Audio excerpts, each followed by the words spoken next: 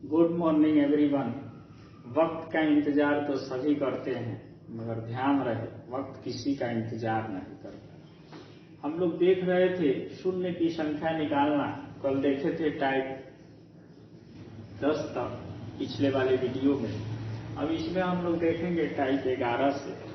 अगर हम लोग को दे दिया जाए कोई संख्या 10 के मल्टीपल के रूप में, जैसे 10, 20, 30, 100, इसमें पूछ लिया जाए कि इसके गुणनफल के अंत में शून्य की संख्या क्या होगी, तो हम लोग इसको चाहें तो लिख सकते हैं 10 गुना 1।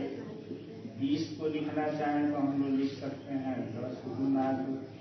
30 को लिखना चाहें तो हम लोग लिख सकते हैं 10 गुना 3। इस तरह से 100 को लिखना चाहें तो हम लोग लिख सकते हैं 10 गुना 10। यहाँ पर पदों की संख्या नंबर ऑफ टर्म 10 है। पदों की संख्या 10 है। 10 पद हैं।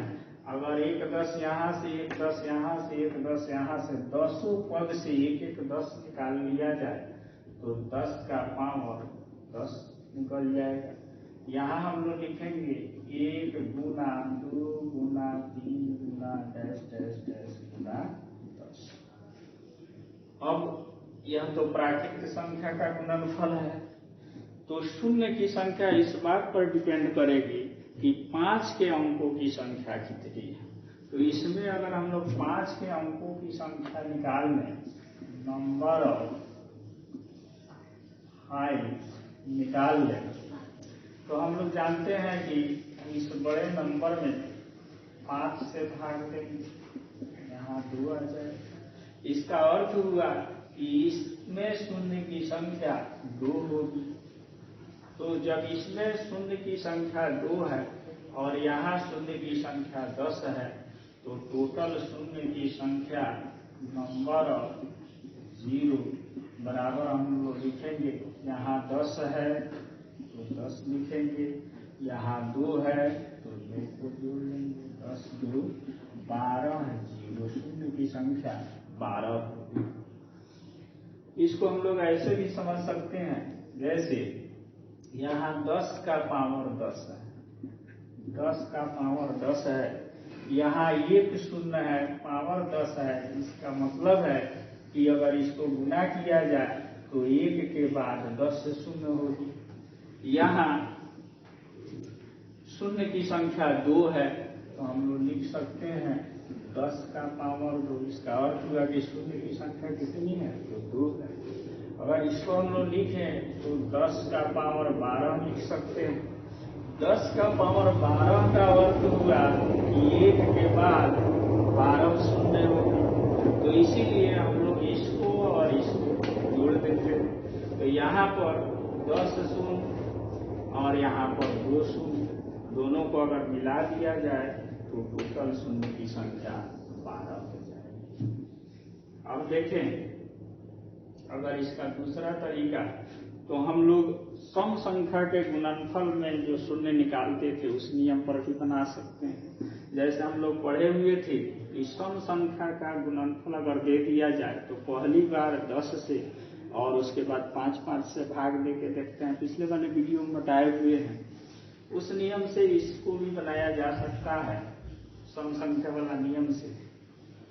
तो हम लोग सबसे बड़े नंबर में 100 में पहली बार 10 से भाग देंगे, इसके बाद और 5 से भाग देना होगा। तो यहाँ शून्य की संख्या 12 होगी, यही आंसर हो जाएगा हम लोग का। यह थोड़ा आसान तरीका होगा।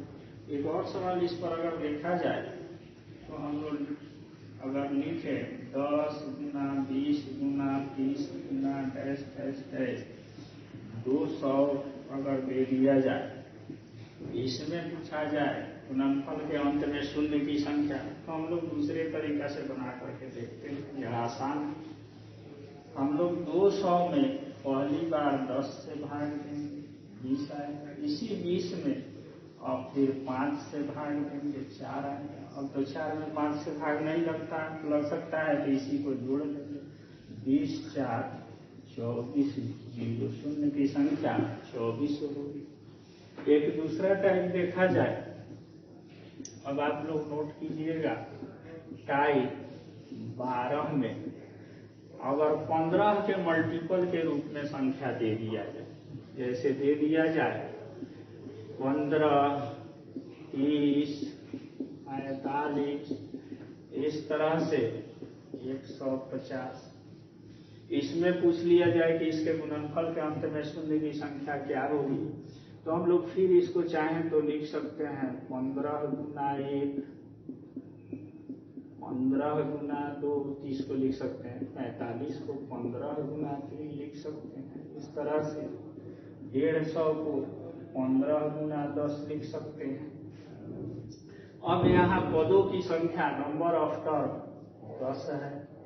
हम लोग एक 15 यहाँ से, एक 15 यहाँ से, एक 15 यहाँ से अगर अलग कर ले तो 15 का पावर 10 अलग हो जाए, तो बचेगा क्या, तो यहाँ 1 बच जाएगा, यहाँ 2 बचेगा, यहाँ 3 बचेगा, इस तरह से 10। अब यहाँ हम लोग देख रहे हैं कि 15 का पावर 10 है, 15 के पावर 10 को हम लोग लिखना चाहें तो 5 गुना 3, इसका भी पावर 10, इसका भी पावर 10, तो शून्य के लिए 3 की कोई भूमिका नहीं है, 5 और 2 की भूमिका है, 5 के अंकों की संख्या और 2 के अंकों की संख्या। तो इसमें अब अगर हम लोग देखें तो इसमें नंबर ऑफ टूज निकाल लेते हैं, 2 के अंकों की संख्या निकाल, क्योंकि 5 के अंकों की संख्या 10 है, 5 का पावर 10 है, इसका मतलब है कि 5 के अंकों की संख्या 10 है, इसमें से अभी और भी 5 निकल सकता है, तो 5 का पावर 10 से कुछ ज्यादा होगी। 2 के अंकों की संख्या को अगर हम लोग निकाल लें तो 10 में, बड़े नंबर में 10 में 2 से भाग देंगे 5, फिर इसी 5 में 2 से भाग देंगे 2, फिर इस 2 में 2 से भाग देंगे, इसको जोड़ लेते हैं तो 8 आ जाएगा। तो 2 के अंकों की संख्या यहाँ 8 है, इसका मतलब है कि 2 का पावर 8 है और 5 का पावर 10 से कुछ ज्यादा है। हम लोग इसको ऐसे भी समझ सकते हैं, 5 का पावर 10 प्लस है, मतलब 10 से कुछ ज्यादा है, और 2 का पावर 8 है। अब अगर पूछ दिया जाए कि शून्य की संख्या कितनी होगी, तो हम लोग इसमें नंबर ऑफ जीरो लिखना चाहें तो हम लोग लिख सकते हैं कि जो पावर कम होता है उतनी ही शून्य की संख्या होगी। तो यहाँ पावर 8 जो है 10 से कम है, इसका मतलब है कि शून्य की संख्या कितनी होगी, तो 8 होगी, यही आंसर होगा। यहाँ पर नंबर ऑफ टूज पर डिपेंड करेगा कि शून्य की संख्या कितनी होगी, इसको नोट कर लीजिए। टाइप 12 में एक दूसरा सवाल देखा जाए, जैसे दे दिया जाए 15, 30, 45, 300, इसके अंत में शून्य की संख्या पूछा जाए तो फिर वैसे ही हम लोग जैसे पढ़े हैं 15 गुना 1 लिख सकते हैं, 15 को, 30 को 15 गुना 2 लिखा जा सकता है, 45 को 15 गुना 3 लिखा जा सकता है, इसी तरह से 300 को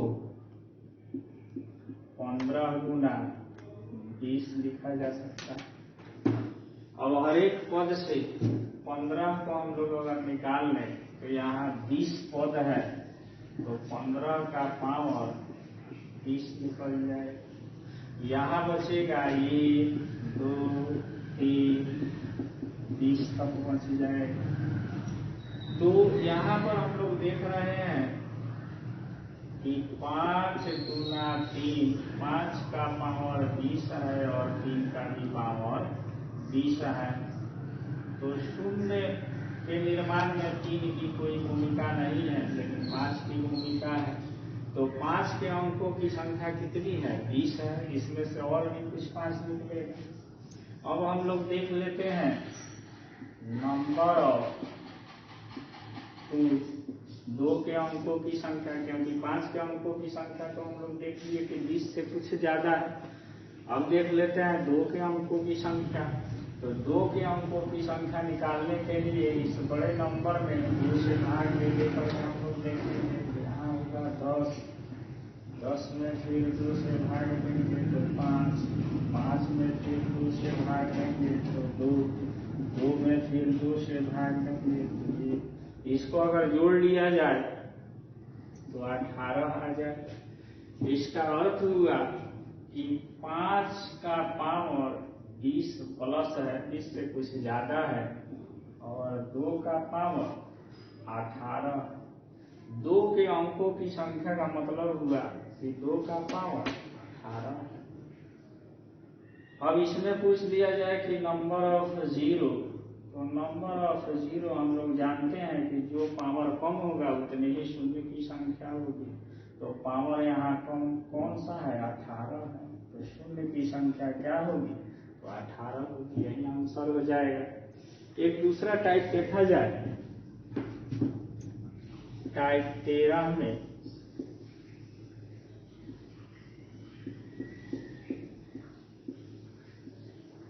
अब अगर हम लोग को दे दिया जाए इस तरह का सवाल, 10 का पावर 1, 10 का पावर 2, 10 का पावर 3, इस तरह से दे दिया जाए 10 का पावर 10। यह सीडीएस में पूछा हुआ सवाल है। इस तरह से कई बार सवाल पूछा हुआ है। तो इसके अंत में शून्य की संख्या अगर पूछ लिया जाए तो देखिए हम लोग इसको ऐसे भी समझ सकते हैं कि 10 का पावर 1 है, इसका अर्थ है कि यहाँ पर 1 शून्य है। यहाँ 10 का पावर 2 है, इसका अर्थ है कि इसके गुणनफल में 2 शून्य है। 10 का पावर 3 है, इसके गुणनफल में 3 शून्य है। तो 1 शून्य, 2 शून्य, 3 शून्य, इस तरह से हम लोग 10 तक जोड़ेंगे। तो हम लोग ऐसे जोड़ लेते हैं, नंबर ऑफ जीरो बराबर हम लोग सभी पावर को जोड़ लेते हैं, 1 plus 2 plus 3 plus dash dash dash 10। अब प्राकृत संख्या के योग के लिए हम लोग सूत्र जानते हैं कि n इंटू n प्लस 1/2 होता है। यह प्राकृत संख्या का योगफल है। प्रथम n प्राकृत संख्याओं के योगफल का सूत्र होता है n इंटू n प्लस 1/2। तो यहाँ n की जगह पर हम लोग 10 रखेंगे। तो यहाँ होगा 10, यहाँ 10 है, 1 11 बटा 2, यह हो जाएगा 55। तो यहाँ शून्य की संख्या कितनी होगी? 55 हो जाएगी। यही आंसर हो जाएगा। अगर इसी को ऐसे लिख दिया जाए, 10 का पावर 2,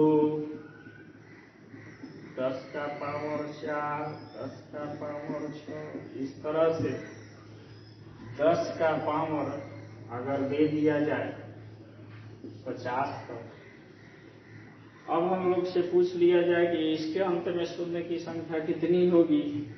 तो हम लोग फिर लिखेंगे नंबर ऑफ जीरो बराबर सभी पावर को जोड़ेंगे, 2, 4, 6, 8, 50। अब इसके लिए सूत्र क्या होता है? तो सम संख्या के लिए सूत्र है n/2 इंटू n/2 प्लस 1। अब n के जगह पर 50 रखेंगे तो यहाँ रखेंगे 50 बटा 2 मतलब 25। यहाँ रखेंगे 50 बटा 2 तो 25 और 1 26। इसी को गुना कर लें तो 25 छक 150, जीरो हासिल 15। आप 25 दूना 50 में 15 जोड़ लेते हैं तो 65 हो जाएगा। 650 शून्य की संख्या हो जाएगी। इसको नोट कर लीजिए।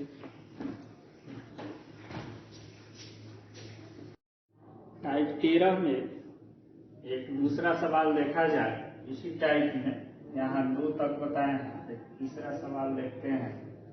अगर दे दिया जाए हम लोग को 10 का पावर 1, 10 का पावर 3, 10 का पावर 5, इस तरह से दे दिया जाए 10 का पावर 49, 49 है, 10 का पावर 49। अब इसके गुणनफल के अंत में शून्य की संख्या पूछ लिया जाए तो सभी पावर को हम लोग जोड़ देंगे। तो लिखेंगे नंबर ऑफ जीरो बराबर 1 + 3 + 5 + डैश डैश डैश 49 तक। तो विषम संख्या के लिए हम लोग सूत्र जानते हैं। सूत्र होता है n + 1/2 का होल स्क्वायर होता है। यहाँ पर 49 रखेंगे n के जगह पर, तो 49 1 50/2 मतलब 25 का स्क्वायर, तो 625 जीरो, यही आंसर हो जाएगा। अगर हम लोग को दे दिया जाए 10 का पावर 1 का पावर 1, 10 का पावर 2 का पावर 2, 10 का पावर 3 का पावर 3, 10 का पावर 4 का पावर 4, 10 का पावर 5 का पावर 5। इसके गुणनफल के अंत में शून्य की संख्या अगर पूछ लिया जाए तो हम लोग फिर सभी पावर को जोड़ेंगे। तो हम लोग लिखेंगे नंबर ऑफ जीरो बराबर, पावर को लिखेंगे 1 का पावर 1 है, 2 का पावर 2 है, 3 का पावर 3 है, 4 का पावर 4 है, 5 का पावर 5, 4 का पावर 4 है, 5 का पावर 5। अगर इसको हम लोग तोड़ लें तो इसको लिख सकते हैं 1 4 27 256, इसको लिख सकते हैं 3125, 5 का पावर 5।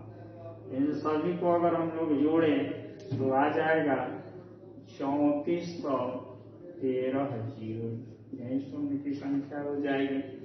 एक दूसरा टाइप देखा जाए इसी में, टाइप 13 हो गया। टाइप 14 में लिखेंगे आप लोग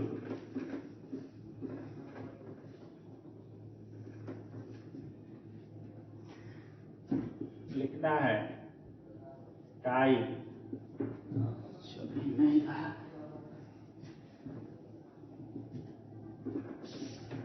टाइप 14 लिखना है। टाइप 14 में, टाइप 14। अब अगर हम लोग को दे दिया जाए, हम लोग जैसे देखे थे शुरू में कि 1 से लेकर 100 तक को गुना किया जाए तो गुणनफल के अंत में शून्य की संख्या कितनी होगी। अगर 1 से न देकर बीच से ही दे दिया जाए, जैसे मान लीजिए दे दिया जाए 51 52 53 डैश डैश डैश 100, इसके गुणनफल के अंत में शून्य की संख्या कितनी होगी अगर इसको पूछ दिया जाए तो हम लोग कैसे बनाते हैं।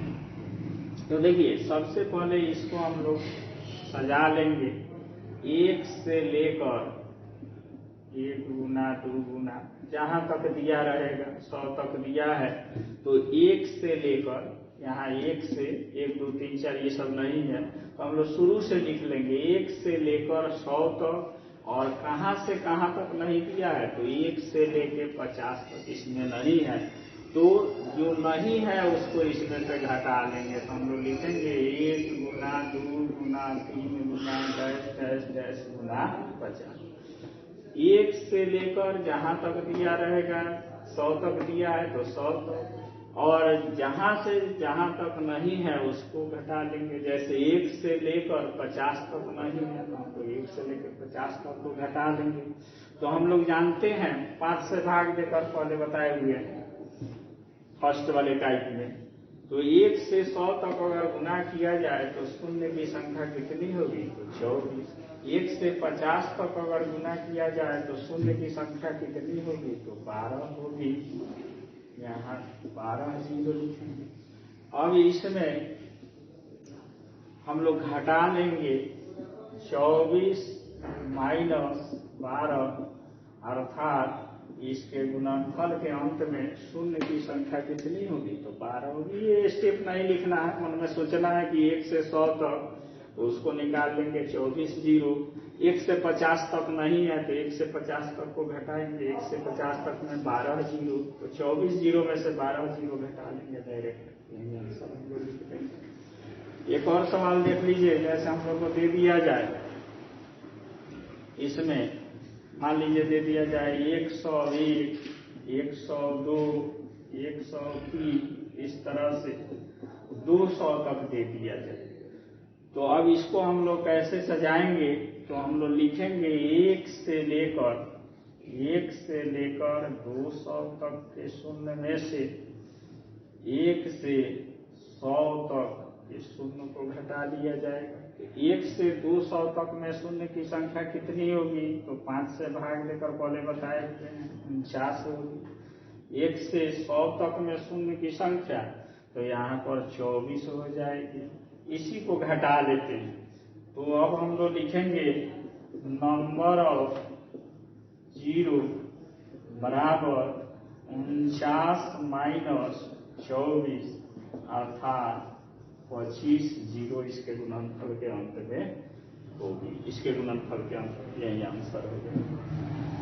तो नोट कर लीजिए। फिर हम लोग मिलते हैं अगले वीडियो में। तब तक आप लोग अपना ख्याल रखिए। Thank you.